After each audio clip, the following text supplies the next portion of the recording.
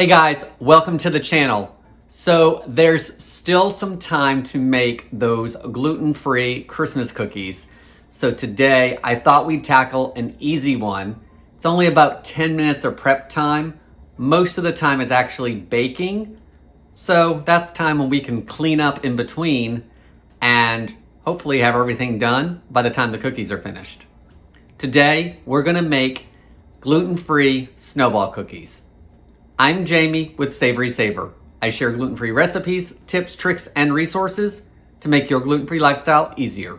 So please consider hitting subscribe, and let's get started. So before we start baking, let's actually just go over a few recipe notes. For one, I am using King Arthur's gluten-free measure for measure flour. It's their blend that is good for cookies and cakes and those kind of items.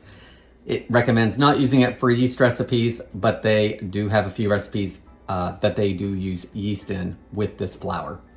The next thing to note is I am only making a half batch of cookies. I've divided everything in two.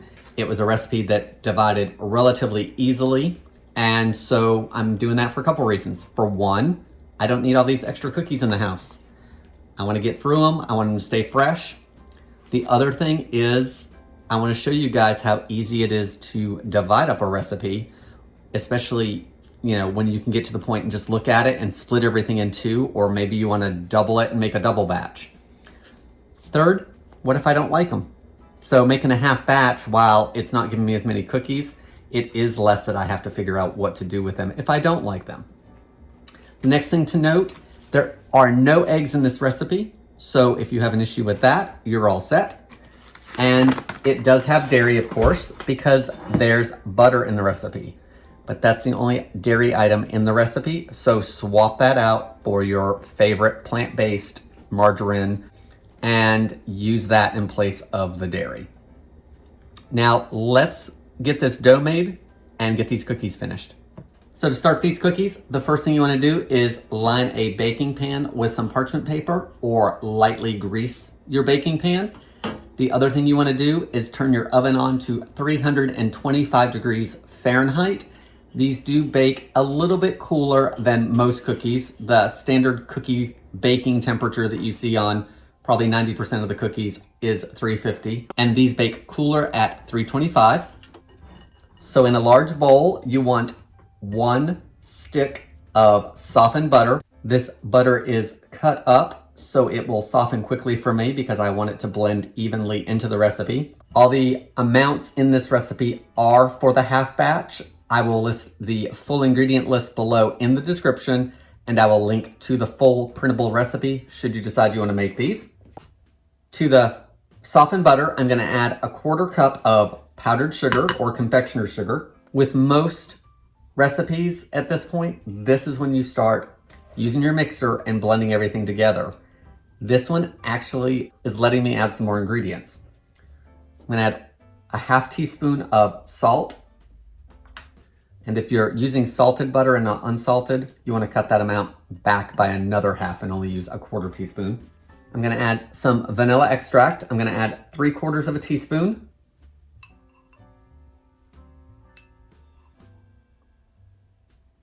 This is an optional ingredient, but I'm going to add a 1/2 teaspoon of almond extract as well. Now I want to beat this all together until it's nice and smooth. So I've beaten everything together for 2 to 3 minutes, and I scraped the bowl about halfway through, and you can see that the butter has actually lightened in color. It's not quite as yellow, it's now like a pale yellow. And that's exactly what you want because that tells me that the sugar has blended into it as well as, the salt and the extracts. And it's gonna be nice and smooth texture-wise. So now we can add our other ingredients. I'm gonna beat in some almond flour, and this is 6 tablespoons for this recipe because the full recipe was 3/4 of a cup, which would be 12 tablespoons. So 6 tablespoons of that. I'm gonna beat that together. Now that that's all been blended, we can add our measure for measure flour. I'm gonna add 1 full cup of the measure for measure. as well as 1/8 of a cup or 2 additional tablespoons. Now let's get this blended up. It's our last ingredient for these cookies, and we can get them on the cookie sheet. So I've been blending it for a minute or so, and it's pretty pebbly looking, I guess. Maybe is that what you want to call it? And it could very well be just because of the flours and the almond flour is a little, drying and all that.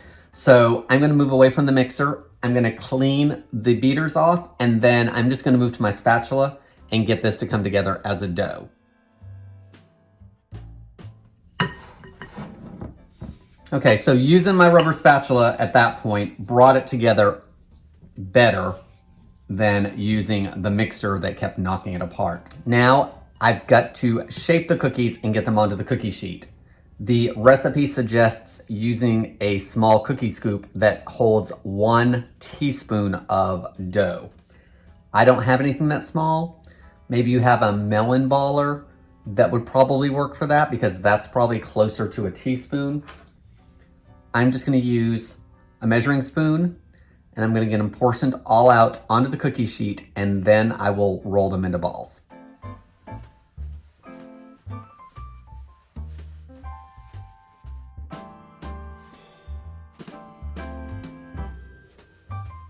All right, guys, so I've got everything scooped out, and I just want to show you the results because the recipe suggests using a level teaspoon cookie scoop.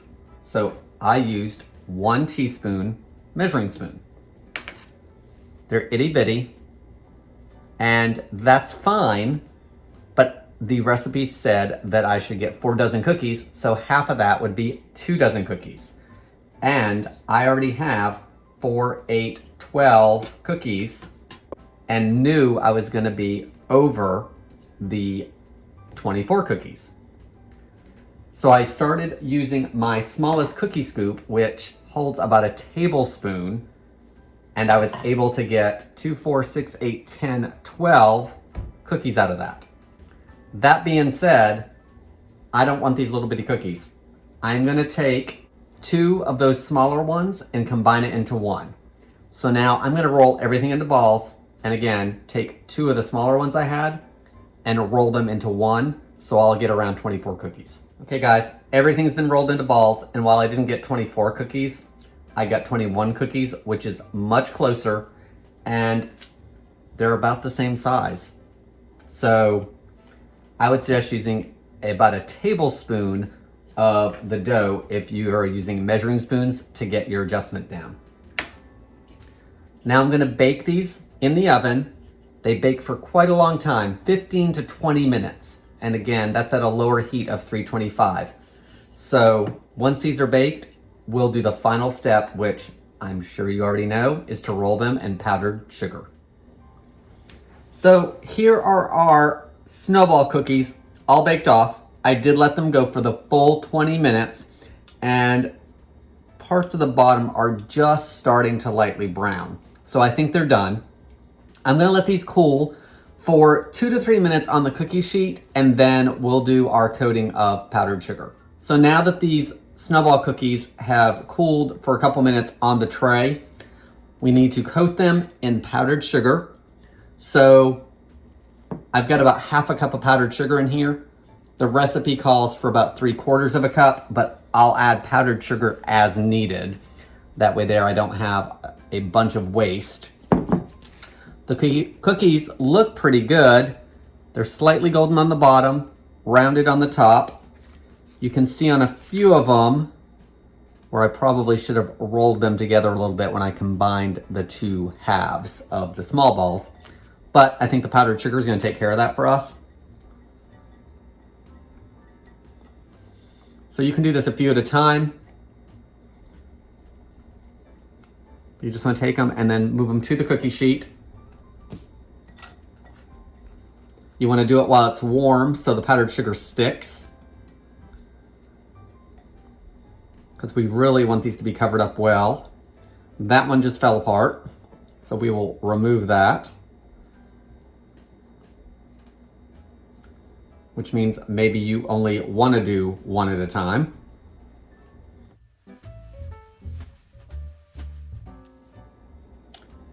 So this is the last cookie that needed to be coated. The rest are over here on the tray. I'm gonna let them cool completely and give them one more coating in powdered sugar. And obviously, a half a cup is gonna work just fine for me. So I'll be right back after I've rolled them again and we'll give them a taste.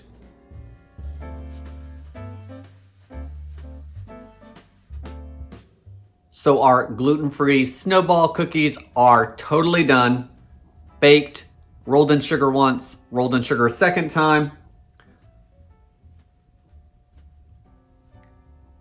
Totally covered. I used less than half a cup of powdered sugar for the half batch of cookies that I made. So definitely do not start with the full amount of powdered sugar because you just have to dump it out at the end. You can always add extra if you need it. So save a little bit of not only ingredient, but money there. Baking, it took the full 20 minutes that the recipe stated in my oven. So you may need to adjust a little bit and either bake at the full amount or even a little less if your oven runs a little hotter. They were easy to make. Did have to use my hands a little bit as far as switching over to the spatula from the mixer, which the recipe didn't say you would have to do that, but that's just problem solving while you're baking. So you saw that one crumbled when I put it into the bowl earlier during the first roll in the powdered sugar. I ate that one, so I knew kind of what the taste was. I also took a bite out of a second one. So the texture looks like a regular snowball cookie to me. It's a little bit grainy looking almost, I guess is what you want to call it, because it's a little crumbly with that almond flour in there. So the cookie kind of melts as you're chewing it. The sweetness mostly comes from the outside, so the cookie isn't super sweet. So definitely make sure you roll it in sugar twice so you get that sweetness.